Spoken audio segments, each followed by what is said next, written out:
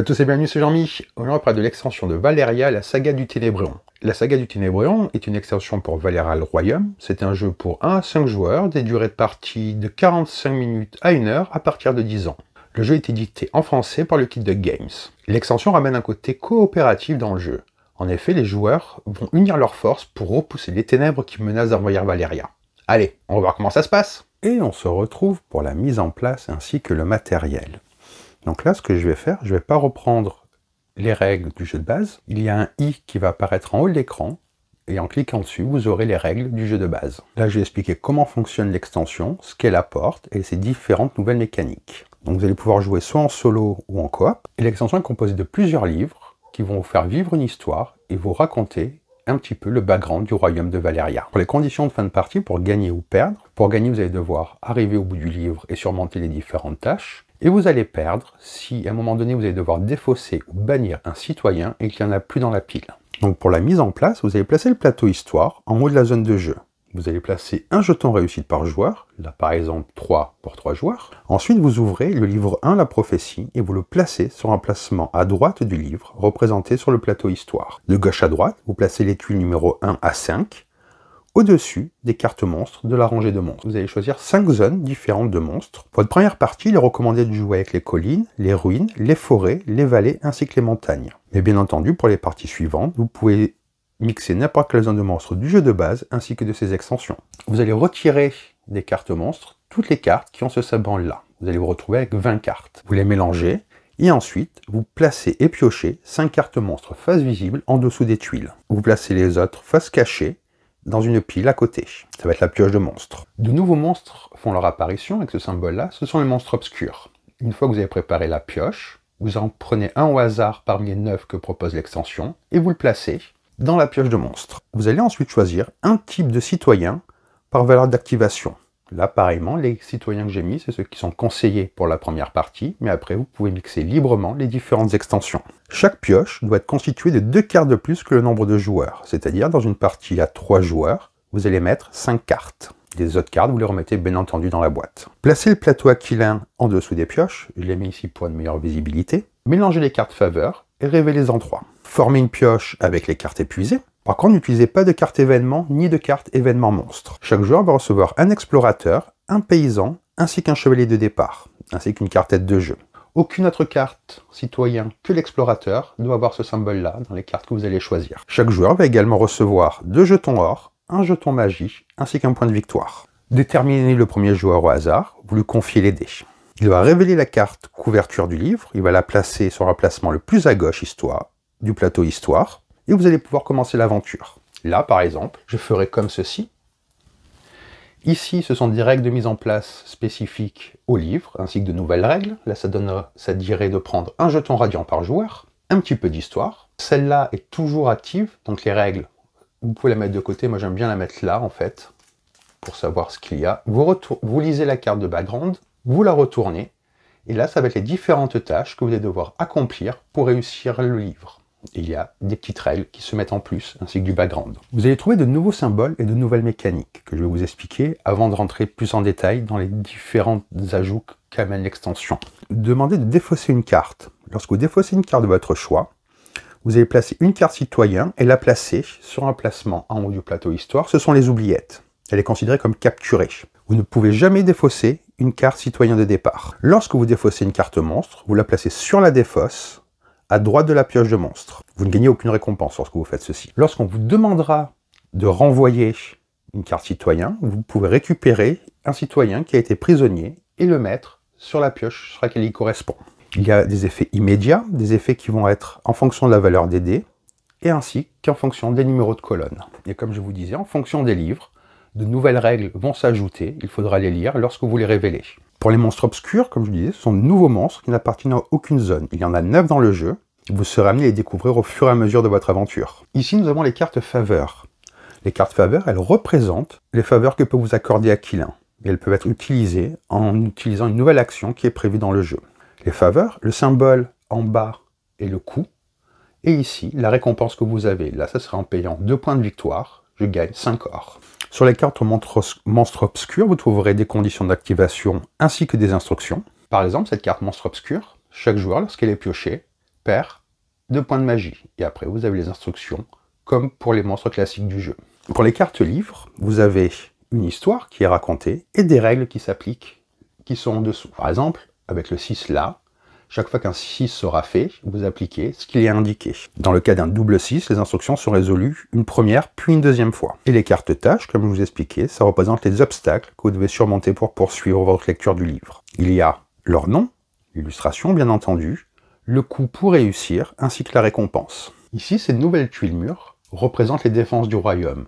Les monstres vont attaquer au fur et à mesure. Il y a d'abord la face intacte, la face brèche, et après elle est détruite, et elle va sur le plateau aquilin. Et pour les tuiles au-dessus, c'est la valeur d'activation. Chaque tuile numéro dispose d'une valeur d'activation qui indique le monstre en dessous qui va attaquer lors de la phase de monstre. Comment se passe un tour de jeu dans l'extension? La phase de lancer, elle est inchangée. Par contre, la valeur des dés affectera la phase des monstres. La phase de récolte est également inchangée. Quand la phase d'action est modifiée, une action n'est plus disponible. Vous ne pouvez plus construire de domaine. Une action modifiée, l'action de terrasser un monstre. Après avoir payé le coût en ressources pour terrasser un monstre, vous ne prenez pas la carte. À la place, vous la mettez dans la défausse, à droite de la pioche de monstre. Comme vous ne prenez pas la carte pour gagner des points de victoire à la fin, vous prenez immédiatement les points de victoire. C'est-à-dire que si j'arrive à terrasser ce monstre-là, je le mettrai ici, et je prends directement le point de victoire. Et je ne remplace pas immédiatement la carte monstre. Et vous ne placez pas de carte épuisée à cet endroit-là non plus. Ça, ce sera rempli à la fin du tour. Cela va vous permettre d'enlever les monstres pour pas qu'ils s'activent et pour pas qu'ils attaquent. 3 nouvelles actions viennent s'ajouter à votre tour. Vous allez pouvoir prier Aquilin. Cette action vous permet de dépenser des points de victoire pour utiliser l'une des faveurs du plateau Aquilin. Vous pouvez également construire un mur. Vous allez payer 8 points de victoire pour prendre soit une tuile mûre qui a été détruite et la placer à l'emplacement où il n'y en a pas, ou bien une tuile qui a été sur la face ébréchée, vous pouvez la retourner sur la face intacte. Une autre action que vous pouvez faire à présent est l'action de partager des ressources. Cette action vous permet de partager des ressources avec un autre joueur. Vous allez payer n'importe quel nombre de ressources d'un même type pour qu'un autre joueur gagne la moitié de ce nombre de ressources arrondi au supérieur. Ça vous permet en fait de prévoir ce qui va se passer, d'aider vos coéquipiers à combattre les monstres. Et finalement, la troisième action supplémentaire est s'investir dans l'histoire. Cette action vous permet de payer des ressources pour accomplir une tâche du livre. Pour vous investir dans l'histoire, vous payez les ressources qu'il y a indiquées et vous placez un jeton réussite sur la tâche. Et vous gagnez la récompense qui est indiquée en dessous. Bien entendu, vous pouvez augmenter votre force ou votre or avec de la magie. Un joueur peut réaliser cette action plusieurs fois pour placer un jeton réussite sur la tâche. Tous les joueurs ne doivent pas obligatoirement participer à la tâche. Bien entendu, toutes les ressources doivent être payées en une seule fois. Et lorsqu'il y a le nombre de jetons réussis placés sur la tâche est réussie. La phase de monstre fait donc suite à la phase d'action de chaque joueur. Les monstres et le livre vont attaquer en fonction de la valeur des dés obtenue lors de la phase de lancer. Si la valeur des dés a changé à cause de certaines cartes, vous prenez la valeur qui est modifiée. En commençant par le 1, puis dans l'ordre croissant jusqu'au 5, si une carte monstre est en dessous de la tuile, la colonne est activée et attaquée. Si la tuile mûre est intacte, elle se retourne sur sa face brèche. Si elle est déjà sur la face brèche, vous la placez sur le plateau Aquilin. Et s'il n'y a pas de tuile mûre, le joueur actif doit défausser une carte citoyen de l'une des 2 pioches. Par exemple, imaginons qu'il y ait eu un 1. Si le gobelin attaque, il la met sur ce côté-là.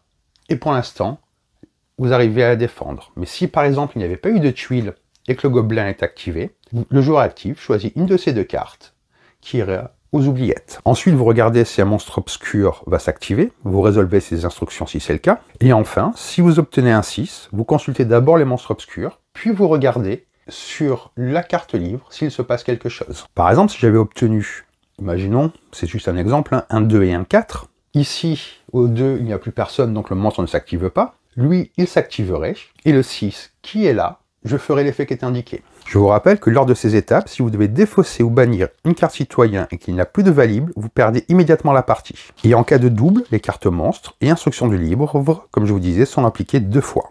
La phase de fin de tour est différente de celle du jeu de base. Le joueur actif va faire différentes étapes. Si tous les jetons réussis ont été placés sur une page tâche, vous les retirez et vous tournez la page du livre. Vous lisez le texte, résolvez ces nouvelles instructions et vous continuez. Si c'était la dernière page du livre, vous avez gagné la partie. S'il y a moins de 3 cartes faveur, vous remplissez les emplacements vides. S'il y a moins de 5 cartes monstres, vous remplissez les emplacements vides et vous donnez les dés au joueur suivant qui commence un nouveau tour. Comme je vous disais, la fin de partie est différente. Soit vous ne pouvez pas bannir ou défausser, ou soit et vous avez perdu, ou vous êtes arrivé à la fin du livre et vous avez gagné. Si vous avez perdu, vous rassemblez les cartes livres dans l'ordre des symboles, des nombres indiqués en bas de chaque carte, puis vous pouvez recommencer. Si vous avez gagné, vous allez avoir des fois des instructions qui vont vous dire de mettre certaines cartes ou différentes choses dans le coffret. Vous suivez ces instructions, ça vous permet de continuer l'aventure de manière différente. Chaque livre est de plus en plus dur, vous allez rajouter de nouveaux monstres. Je vais vous montrer à quoi ressemblent les différents livres. Donc là, vous avez les différents livres histoire qui vont vous continuer à chaque fois l'histoire. Et là, donc celui-là, le cœur du donjon ne fait pas partie de la saga. C'est le plus dur de tous qui vous permet de voir si vous maîtrisez bien le jeu ou pas. Il y a aussi plusieurs manières d'ajuster la difficulté si vous en avez envie, comme par exemple en ajustant le nombre de cartes citoyennes, par exemple, rien ne vous en empêche. Vous en placez autant de nombre de joueurs plus 1 au lieu de plus 2 pour que ce soit plus dur. Rajouter des cartes événements, monstres ou pas à la pioche, alors que c'est des conseils, mais c'est pour vraiment rendre le jeu beaucoup plus difficile. Donc le jeu permet vraiment de vivre une histoire, on redécouvre le jeu, c'est assez sympathique. Moi j'aime bien, en plus on peut jouer en solo, donc c'est encore plus sympa. Vous voyez, on ne prend pas de duc non plus, ça il faut faire attention. Là, il va y avoir un autre petit qui s'affiche, qui va vous permettre d'aller voir l'autre vidéo que j'avais fait sur les extensions qui sont disponibles de Valeria. Le jeu s'enrichit vraiment, ça donne un nouvel aspect avec le côté coop et narratif qui est assez sympathique. Avec tout ça à découvrir, on a vraiment envie d'aller voir les différentes cartes qu'il y a. J'ai essayé de pas trop vous montrer pour pas trop vous spoiler. J'espère que cette vidéo vous a plu, que ça vous en a un peu plus appris sur l'extension de Valeria le Royaume, la saga du Ténébron. Donc si cette vidéo vous a plu, n'hésitez pas à laisser un commentaire et à vous abonner à la chaîne. Sur ce, je vous dis bonne partie et bon jeu!